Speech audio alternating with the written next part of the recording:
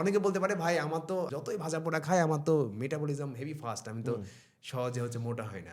একই তেলকে যখন আমরা দীর্ঘক্ষণ যাবত পোড়াই এবং গরম করি তখন ওই তেলের যে ফ্যাটটা থাকে ওই ফ্যাটটা ট্রান্স ফ্যাটে রূপান্তর হয়ে যায়। এই ট্রান্স ফ্যাট মিশ্রিত যে খাবার যদি কার্বোহাইড্রেটের সাথে মিশে যায়, যেমন আমরা যে পুরি, সিঙ্গারা, পেঁয়াজু, বেগুনি, জিলাপি যা কিছু খাচ্ছি এগুলো কার্বোহাইড্রেট না। এই কার্বোহাইড্রেটের সাথে যখন ওই যে ট্রান্স ফ্যাটটা মিশছে, পাশাপাশি যখন লবণ মিশাচ্ছি আমরা, তখন এটা একটা পেটের ভিতরে যে একটা ক্ষতিকারক যৌগ উৎপন্ন করে যেটার নাম গ্লাইকেশন এন্ড প্রোডাক্টস।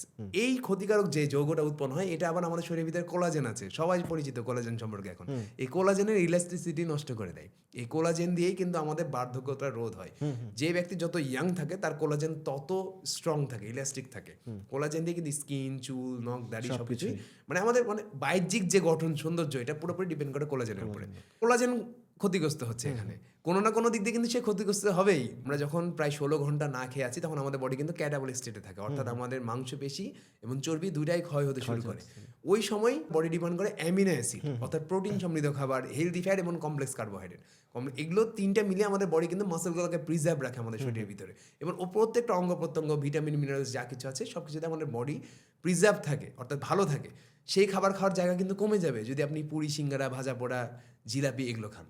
স্বাভাবিকভাবে একজন ধরেন পুরি খাচ্ছে, সিঙ্গারা খাচ্ছে, পেঁয়াজু খাচ্ছে, বেগুনি খাচ্ছে, ভাজা পোড়া খাচ্ছে, আরো অনেকগুলো ধরনের জুস খাচ্ছে, ড্রিঙ্কস খাচ্ছে। যে ব্যক্তিটা কি পর্যাপ্ত পরিমাণে প্রোটিন খাওয়ার জায়গা পাবে, পর্যাপ্ত পরিমাণে কমপ্লেক্স কার্বোহাইড্রেট খাওয়ার জায়গা পাবে, পর্যাপ্ত পরিমাণে ফ্রুটস, ভেজিটেবলস এগুলো খাওয়ার জায়গা পাবে? যদি না রাক্ষস হয়। আমাদের শখ একটা যে ভাজা পোড়া আমরা রমজান মাসে একটু খাই, তো আমি এটা মানা করি না, আমি কিন্তু কোনো খাবার খেতেই মানা করি না, আমি বলি যে লিমিট করেন।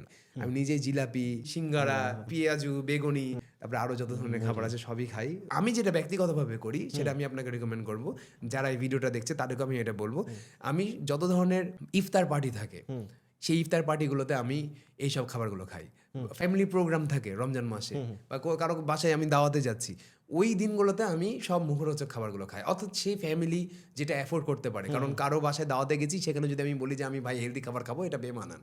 আবার দাওয়াতে যেতে হবে সম্পর্ক রক্ষার জন্য, তো ওই দিনগুলোর জন্য আমি রেখে দিই। এটা আমার কি হয়, মাসে 30টা দিনের ভিতরে আমার 6 থেকে 7টা রোজা এরকম যায় যে আমি উল্টাপাল্টা খাবার খাই। ধরেন ম্যাক্সিমাম 10টা রোজা যায়, বাকি 20টা দিন যে আমি হেলদি খাবার খেলাম ওটা আমার বডিতে ইম্প্যাক্ট পড়তে দেয় না। খুবই সিম্পল হিসাব, অর্থাৎ প্রতি 3-4 দিন পর পর যদি আমি একদিন ভাজা পোড়া খাই তাহলে আপনার বডিতে ইম্প্যাক্ট পড়বে না।